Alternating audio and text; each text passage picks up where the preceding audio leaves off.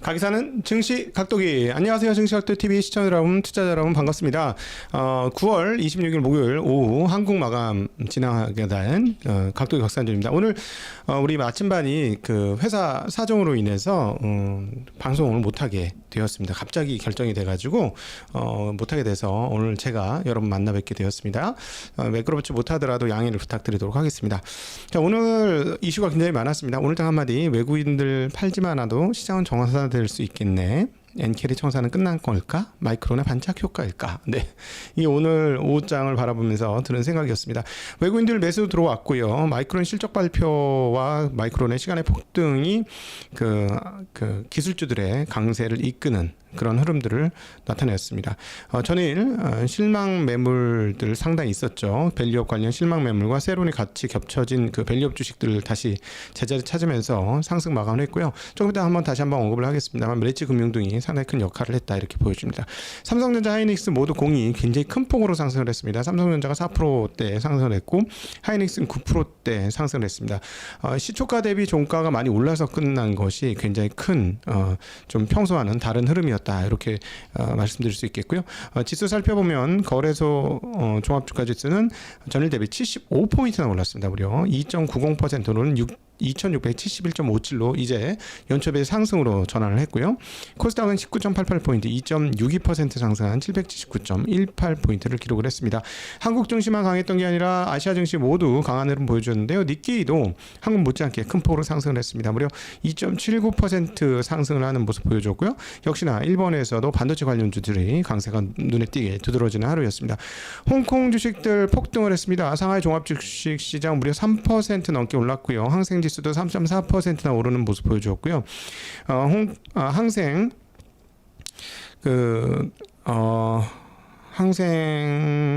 잠깐만요. 항생 테크도 한번 같이 보도록 하겠습니다. 항생 테크 상승폭도 엄청나게 크게 나타났는데요. 항생 테크는 무려 참 엄청나네요. 6.5% 현재 상승 중입니다. 완전 이건 엄청난 상승을 보여주고 있습니다. 조금 이따 지금 말씀드릴게요. 이 부분은 중국 같은 경우 이렇게 많이 크게 오른 이유 중에 하나는 그 정부 당국의 추가적인 부양책이 지금 나타나고 있기 때문이다라는 이야기인데요. 중국 정부가 대형은행에 대규모 자금 투입을 고려 중이라는 루머가 돌고 있습니다. 무려 142억 빌리언. 그러니까 한국 돈으로는 엄청나게 큰 돈이죠. 네, 거의 200조에 가까운 돈을 넣겠다. 이런 이야기가 나오고 있습니다. 그러면서 주가가 추가적으로 엄청나게 올랐고요. 그 다음에 시진핑이 주재한 중앙정책회의가 개최되었는데 여기에서 이것 자체가 좀 이례적인 그 개최입니다. 보통은 4월 말이나 7월 말 또 아니면 10월, 11월 말에 했는데 지금 9월 달인데 지금 이게 그 평소 스케줄과 다르게 개최가 되었는데요. 최근에 발생한 새로운 경제 문제에 대한 업무의 긴박감과 책임감을 강조했고 패키지성 부양책 강화를 통해 연간 성장 목표 달성을 위해 노력한다. 지금 성장 목표 5% 달성하려면 하반기에 가열차게 올라야 되는데요. 네, 그런 이야기가 있었다고 하고 재정정책 강화 집행을 강조했고 부동산 시장 하향 안정 촉진이 필요하며 자본시장 부양과 장기 투자 자금 투입을 강조했다. 이렇게 계속 자본시장에 대한 이야기들이 계속해서 나오고 있습니다. 이런 것들이 어우러지면서 중국 시장이 폭등하는 그런 양상을 보여줬습니다. 그래서 이제 아시아권은 후반으로 갈수록 점점 상승폭이 커져갔고 종가가 고가로 마감되는 양상을 우리 3개국 동아시아 3개국 증시가 모두 보여줬다 이렇게 말씀드릴 수 있겠습니다. 오늘 거래대금은 그럼에도 불구하고 아주 큰 폭으로 늘진 않았어요. 아직까지 한국 주시장 그렇게 강하지 않다는 어떤 증거의 대목이다 이렇게 볼 수 있겠는데 거래소는 11조 300억 그리고 코스닥은 6조 7천억 정도입니다. 조금 이따가 이제 장외 거래까지 하면 조금 더 늘어나긴 하겠습니다만 합산한 시장이 한 18조가 안 되는 시장이니까 아주 그렇게 거래가 활발했다. 근데 지수 오른 거에 비하면 그렇게 활발했다라고 보기가 조금 애매하다라는 것이죠. 지수 오른 걸 따져보면 20조는 훨씬 넘었어야 될 것 같은데 그만큼 한국의 체력이 별로 좋지 않았다라고 볼 수 있겠습니다. 외국인들 매수가 상당히 많이 기관과 들어왔는데요. 거래소에서는 외국인 4,838억 매수, 기관은 7,979억, 개인이 1조 2,500억 오랜만에 가지고 있었던 물량을 실컷 파는 그런 모습이었습니다. 코스닥은 외국인 1,756억 매수, 기관 997억 매수, 개인은 2,647억 매도를 했습니다. 그런데 이제 내용을 보니까 외국인들이 전기전자를 한 3천억 가까이 샀는데 하이닉스를 많이 산 걸로 추정이 됩니다. 지금 뭐 이거 정확한 건 내일 봐야 나오겠습니다만은 현재의 추정으로 보면 하이닉스는 뭐 4,700억이 넘는 순매수를 한 걸로 보여지고요. 삼성전자는 2,300억을 매도한 것으로 지금 잠정직계에서는 나오고 있습니다. 확실히 맞는지는 내일 가봐야 알겠는데 지금 이런 상황이다라고 볼 수가 있겠네요. 상승 종목은 거래소 750 종목, 하락은 141개, 압도적으로 상승 종목 많았고 코스닥에서도 1298 종목이 오르고 295 종목이 떨어지는 양상 보여주었습니다. 시가총액은 거래소가 이제 약 2200조 원 정도가 되어지고 코스닥은 390조 원 정도가 되고 있습니다.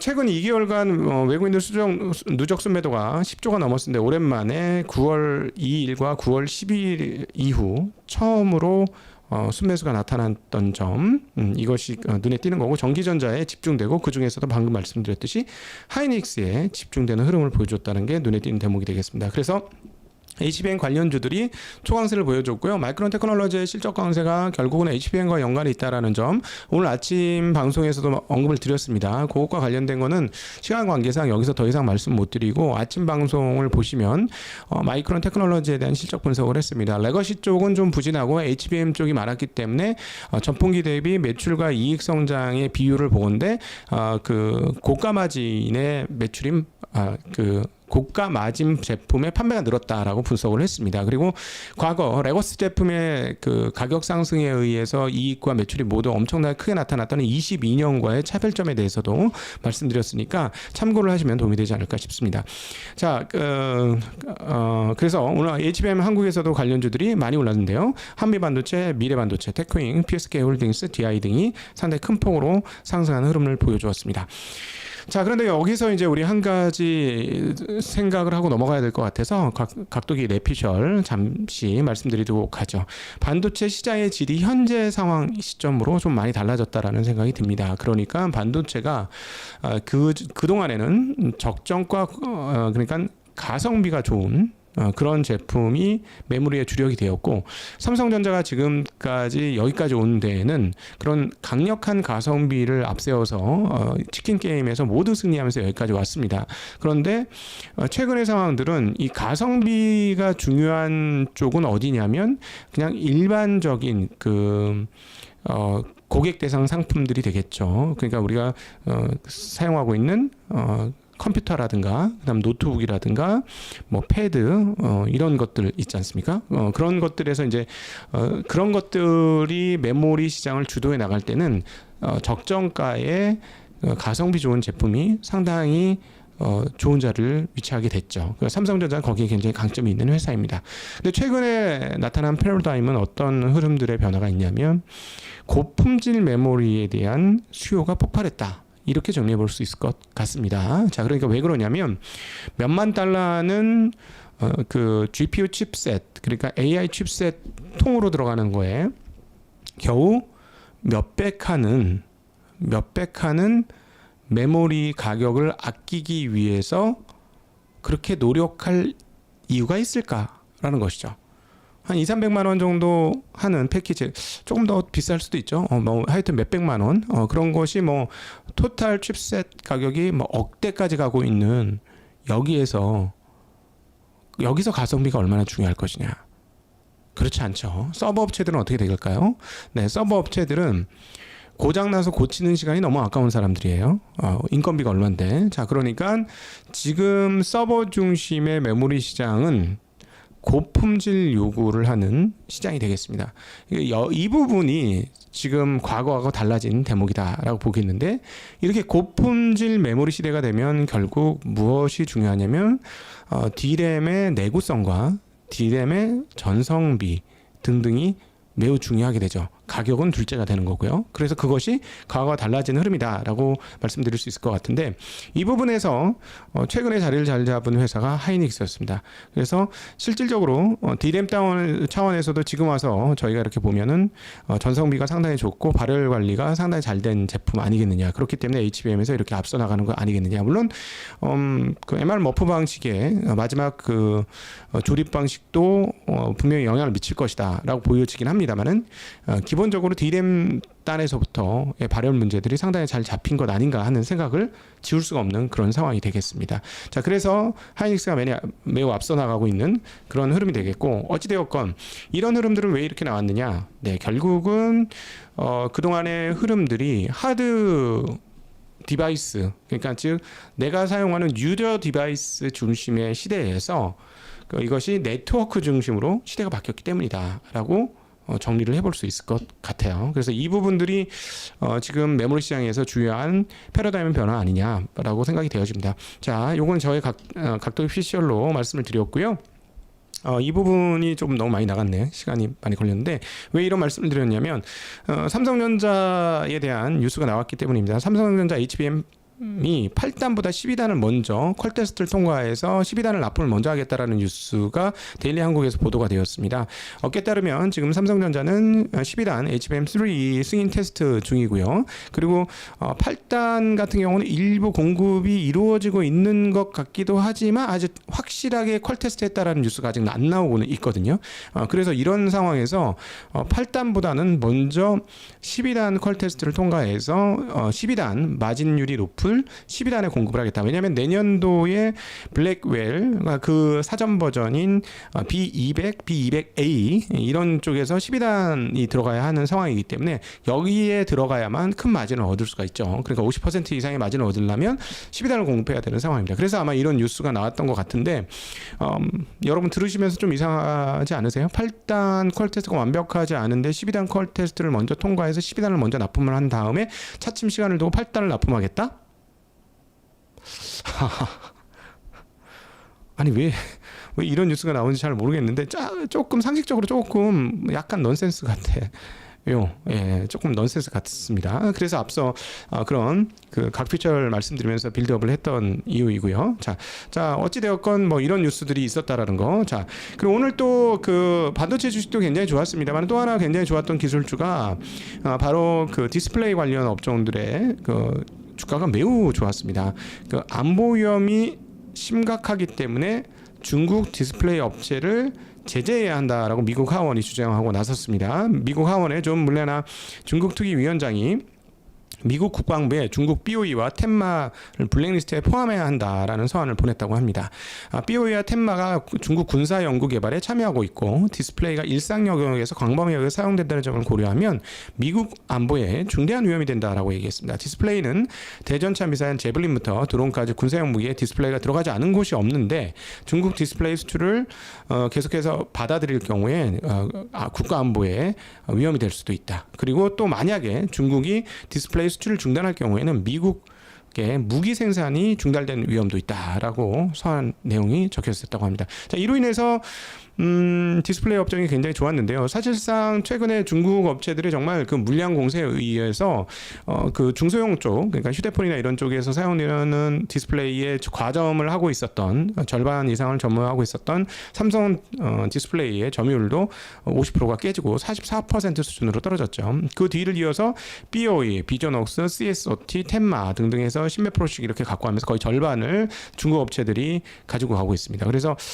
이런 상황에서 중국 하원에서 이 뉴스가 나왔기 때문에 그러면 중국을 막아주면 어떻게 된다? 네, 한국의 OLED 업체들이나 이런 쪽은 굉장히 좋아지지 않겠는가 해서 LG 디스플레이가 오전 중에 굉장히 폭등을 하는 흐름 그리고 강세로 마감되는 흐름 보여주었고요. 덕산 네오록스, 아나페스 등이 강세를 보여주는 모습 확인할 수가 있었습니다. 자, 이왕 한 김에 CXL 관련 주식들이 급등을 했습니다. 오늘 그 네오셈, 오킨스전자, 엑스콘, 퀄리타스 반도체 등등이 강세를 보여주었는데요. HBM의 일부 대체적 메모리로 CXL이 채택이 될 것이다라는 기대감들이 있으면서 CXL 관련주들이 상당히 강세를 보여줬는데요. 이거는 기술적인 내용을 이해를 하고 나면 조금 의문이 되는 대목이긴 합니다. HBM 같은 경우는 D램을 적층하고 구멍을 뚫어서 이렇게 대역폭을 늘리고 차선을 넓힌 반도체다 이렇게 볼 수 있는데 CXL은 뭐냐면 기존의 D램을 쓰고 있는 데다가 쉽게 얘기하면은 그 연결 슬롯을 하나 더 만드는 거죠. CXL 슬롯을. 그러니까 기존 D램에다가 CXL 슬롯을 넣으면 여기에서 이제 또 D램이 추가로 달리는 효과가 있기 때문에 기존의 D램 상황에서 훨씬 더 D램을 확장적으로 쓸 수 있는 그런 구조를 가지고 있습니다. 그러니까 CXL은 인터페이스가 굉장히 중요하고 인터페이스를 통해서 기존 메모리에서 추가로 CXL 메모리를 장착하는 그런 구조를 가지고 있는데 기존의 상황이었으면 CXL이 괜찮을 것 같은데 지금처럼 고성능 서버 상황에서는 과연 맞는 얘기인가 하는 사실 의문은 좀 있습니다. 그럼에도 불구하고 어쨌든 HBM의 대체적 메모리가 될 수 있을 것이라는 기대감이 돌면서 CXL 관련주들이 상당히 좋은 흐름들을 보여주었습니다. 자, 그리고 오늘 재미난 어제 굉장히 실망 매물이 많이 터졌던 밸류업 관련 주식들이 많이 오르면서 지수 상승에 견인차 역할을 했는데요. 메리츠 금융지주가 상당히 큰 역할을 했다라는 말씀드렸습니다. 메리츠 금융지주가 어제 오후에 자사주 매입 취득 결정을 했거든요. 그러면서 주가가 상당히 큰 폭으로 올랐고 금융주 전반으로 상승하는 이렇게 전염이 되는 그런 모습을 보여줬습니다. 시총 대비 약 2.81% 규모인 5천억 원 수준의 자사주 매입을 하겠다. 근데 메리츠 금융지주의 자사주 매입이 다른 회사하고 다른 것은 얘네는 소각을 자꾸 시키죠. 그렇기 때문에 눈에 띄는 겁니다. 이게 자사주 매입을 소각으로 인식하는 흐름들이 있는데 시총 대비로는 2.8%입니다만 주가는 훨씬 그보다 많이 올랐죠. 근데 그 회사에서 바라기는 유동 시총 대비, 그러니까 대주주 물량은 어차피 안 나올 테니 유동 시총 대비는 6.39% 수준의 자사주를 매입해서 소각하겠다라는 이야기를 했습니다. 9월 26일 오늘부터 시작해서 1년간 진행을 할 건데 취득 목적은 주주가치 제고를 위한 것이다라고 언급을 했습니다. 이로 인해서 그 메리츠 지주가 상당히 큰 폭으로 상승을 했고 또 오전에는 그렇게 이제 그 밸류 관련 주식들 금융주들이 그렇게 세지 않았어요. 근데 시간이 갈수록 메리츠증권도 종가가 갈수록 계속해서 올라가서 아침에는 4% 오르다가 6.4% 상승으로 끝났고 전반적으로 오늘 금융주들이 상당히 강한 모습을 보여주었습니다. 자, 그래서 메리츠증 지금 시총이 오늘 제가 오전 기준으로 뽑아보니까 금융회사들 중에서 무려 4번째까지 올라갔습니다. 상당히 정말 메리츠가 여러분 메리츠하고 거래 다 하세요? 자, 그럼 제가 한번 여쭤볼게요. KB하고 여러분 거래하고 계세요? 신한하고 거래하고 계세요? 삼성생명하고 거래하고 있으세요? 네, 메리츠 금융하고 거래하고 있으세요? 자, 이렇게 보면 이게 지금 어떤 의미인지 느낌이 오시죠? 자, 그래서 자산 규모를 한번 뽑아봤습니다. 지금 1등은 KB금융, 2등은 신한지주, 3등은 삼성생명이에요. 근데 4등이 메리츠금융이고요. 5등은 하나금융, 6위는 삼성화재입니다. 자, 보시면은 1등 KB금융은 31.4조의 시가총액을 가지고 있고요. 자산이 무려 720조 원 가량입니다. 이게 계속 바뀌기 때문에 이거 이전 얼마 전 데이터니까 지금은 좀 다를 수 있어요. 신한지주도 마찬가지입니다. 시총이 28.7조인데요. 오늘 좀 다 올랐고요. 이건 제가 오전 중 기준으로 말씀드렸고 자산이 710조 원입니다. 네, KB 720조, 710조 거의 700조 이상 둘 다. 3위 삼성생명은요. 시가총액 19조가 좀 넘는데요. 자산은 280조 원입니다. 자, 메리츠는요. 지금 시가총액이 18조가 넘었어요. 18조 중반으로 가고 있고 뭐 현재 추세면은 삼성생명도 곧 돌파할 거 뚫어낼 것 같은데 추월할 것 같은데 자산이 얼마냐? 103조입니다. 5위 하나금융은 시가총액이 이제 17조대라서 메리츠보다 낮은데 자산 규모가 630조 정도 돼요. 그런데 메리츠는 총 자산이 얼마나? 103조입니다. 예, 어떤 의미인지 아시겠죠? 지금 자산 규모 대비 메리츠의 시가총액이 엄청나게 높아졌다. 이것은 무엇 때문이다? 밸류업을 미국식으로 그대로 실천하고 있기 때문이다. 라고 정리해 볼 수 있을 것 같아요. 그래서 향후에도 이런 기업들이 좀 많이 나오기를 좀 간절히 바라는 마음이 되겠습니다. 자, 아이폰 16 판매 부진 가능성이 점증되고 있다. 이번에도 모건스 됐는데 아이폰 12 이후에 가장 리드 타임이 짧다라고 얘기하는데요.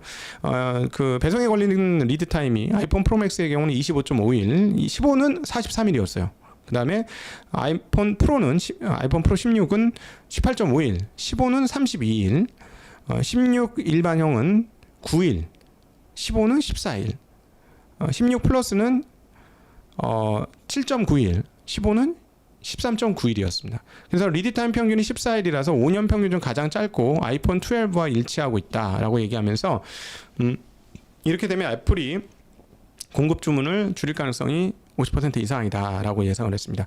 근데 이제 리드타임을 가지고 어떻게 구분하는 거는 좀 한계는 있는 것 같습니다. 왜냐하면 많이 팔린다고 생각하고 재고를 많이 만들어 놨을 수도 있는 거잖아요. 그래서 이거는 뭐 확실하게 검증하기에는 좀 부족한데 어쨌든 이런 의견이 있다라는 점 보시면 좋을 것 같고요. 중국이 아까 이제 대규모 부양책을 추가로 계속해서 할 것 같다. 그리고 계속해서 뭔가 밀어붙이는 것들이 연타로 나오고 있습니다. 이렇게 되니까 중국 시장이 폭등을 하고 있는데요. 덕분에 한국 엔터 주식들이 중국발 효과를 기대하면서 큰 폭으로 상승을 하고 있습니다. 오늘 빅텐트, YTN, 컨텐츠 중앙, 하이브, SM, JYP, 뭐 4x4, 위지웍 스튜디오 뭐 등등등 해서 엄청나게 다들 큰 폭으로 상승을 하는 모습을 보여주었습니다. 중국발 효과가 상당하다라고 볼 수가 있겠고요. 자, 그리고 한국은행 고민이 깊어지는 한국은행 이런 타이틀로 또 하나 말씀드릴 수 있을 것 같아요. 오늘 금융통화위원회 위원과 그다음에 한국은행 부총재보의 발언이 있었는데 대부분 다 금리 인하를 해야 되는 당면 상황에서 이 금융 불안정성을 어떻게 할 것인가에 대한 고민을 하고 있습니다. 그대로 한번 읽어드리도록 할게요. 우리 하나의 김성수 애널이 정리해 주셨고요. 수도권을 중심으로 정영성 한국은행 금통위 위원입니다. 주택가격 상승세가 지속되고 있고 가계대출 증가세가 이어지면서 금융 불균형 축적 우려가 제기되고 있는 상황이다. 정부의 주택공급 대책과 가계부채 관리 방안 등의 효과가 점차 나타날 것으로 기대하고 있다. 가계부채 비율의 하향 안정화가 이어질 수 있도록 거시건전성 관리 강화 기조를 유지하는 가운데 필요시 추가 조치를 통한 선제 대응을 고려해야 할 것이다. 캐나다 등 정책금리 인하와 함께 거시건전성 정책을 강화해 온 주요국의 정책 운용 사례를 참고할 필요가 있다. 자, 이렇게 얘기한 것은 금리를 인하해야 되겠는데 도대체 뭔가 안 된다는 기존에 어제 있었던 신성한 금통위원회 발언하고도 맥을 같이 한다 이렇게 볼 수 있겠고요. 이종열 한국은행 부총재보는 금융통화위원회는 금융 안정도 굉장히 중요한 고려 상황이지만 물가 성장 이런 측면도 한꺼번에 고민을 하고 고려하면서 결정을 내려야 하는 것이다라고 얘기했고요. 9월 주택가격 상승세 및 부채 증가세가 주춤하지만 현 시점에서 완전 추세 전환인지 판단하기는 어려운 상황이다라고 얘기했고 캐나다를 비롯한 기준금리를 인한 주요국들이 거시건전성 대책을 마련함으로써 가계부채가 줄어드는 모습을 보였다. 우리도 그렇게 해야 된다. 아까도 캐나다 얘기가 나왔는데 그런 얘기로 들리고요. 그다음에 우리도 그렇게 해야 된다고 하는 걸로 들리고 항상 모든 것이 현실화된 후에 정책을 결정할 수는 없다.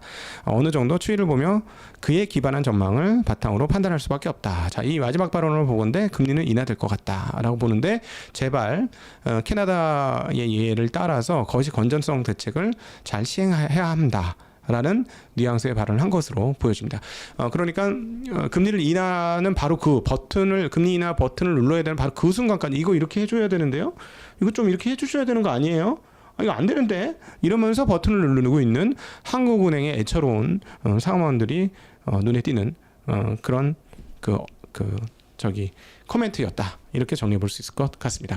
네, 물론 혼자 진행해서 조금 재미없게 진행을 했는데 어쨌든 뭐 한국 증시 굉장히 잘 올랐고요. 모건 스탠리발로 정말 혹한을 이미 우리는 당했는데 실질적으로 모건 스탠리는 결과적으로 보면 제 입장에서는 HBM을 제대로 몰랐다라고 볼 수 있겠고 HBM이 아마도 내년까지는 시장을 주도할 것이고 오전에도 말씀드렸습니다만 삼성전자는 이번 3분기 실적에서 HBM을 도대체 얼마나 납품하고 있는지를 이익의 질을 통해서 우리에게 이야기할 것이고 거기서 이익의 질이 괜찮다. 즉 HBM 납품이 꽤나 되고 있다라고 인식이 되어진다면 현재 주가는 말도 안 되는 주가다라고 정리해 볼 수 있겠죠. 바로 뭐 지난번 때 7만 원대 후반까지는 바로 줄다름을 쳐야 되는 상황이 아닌가. 여러 가지 나쁜 게 있음에도 불구하고 그렇게 보입니다. 그만큼 가격이 많이 떨어진 상황이고요.